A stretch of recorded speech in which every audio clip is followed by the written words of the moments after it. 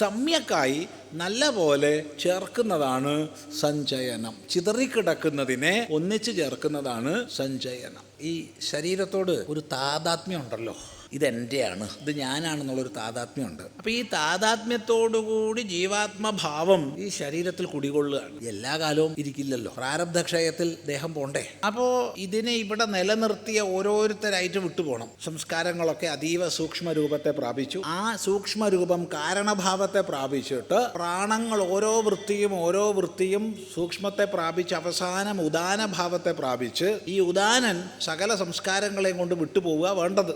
ആരും ശേഷിക്കരുത്, ഇതാണ് ഇപ്പോൾ വേണ്ടത്. എന്നാൽ പലപ്പോഴും ശരീര താതാത്മ്യം കൊണ്ട് ഇത് ഞാൻ തന്നെ എന്നുള്ളൊരു താതാത്മ്യം നമുക്കുണ്ടല്ലോ. അതില് പ്രധാന വില്ലൻ ഒരാളുണ്ട്, അവനാണ് ധനഞ്ജയൻ. ഉദാനന്റെ അസിസ്റ്റന്റ് ആണ് ധനഞ്ജയൻ. ബാക്കി 9 പ്രാണങ്ങൾ പോകുമ്പോഴും ഈ ധനഞ്ജയന് പോകാനൊരു താല്പര്യമില്ലാതെ ഈ ദേഹത്തോട് ചേർന്ന് ഇങ്ങനെയൊക്കെ ഇരിക്കാം. അപ്പൊ നമ്മൾ എന്ത് ചെയ്യും? വേണ്ട, യവനെ ഇവിടുന്ന് വിടുതൽ ചെയ്യണം. എന്ത് ചെയ്യണം? ഉടനെ കത്തിക്കണം. ദേഹം കഴിയുന്നതും വേഗത്തിൽ കത്തിക്കണം. 3 മണിക്കൂറിനുള്ളിൽ കത്തിച്ചാൽ ഉത്തമമായി. കത്തിച്ച് കഴിഞ്ഞാലും കുറച്ചൊക്കെ അവിടെ ഇവിടെ എല്ലൊക്കെ ബാക്കി ഉണ്ടാവും. അതുപോലും എടുത്ത് ഒരു സ്ഥലത്ത് ശേഷിക്കാത്ത വിധത്തിൽ ഒഴുക്കി കളയണം. ഒരു സ്ഥലത്ത് ചേർന്ന് നിൽക്കരുത്. കാരണം ഈ ചങ്ങാതിനെ പറഞ്ഞയക്കണം വേഗം, അല്ലെങ്കിൽ അവൻ വട്ടം കറങ്ങി ഇവിടെയൊക്കെ നിന്നാ വിഷമല്ലേ.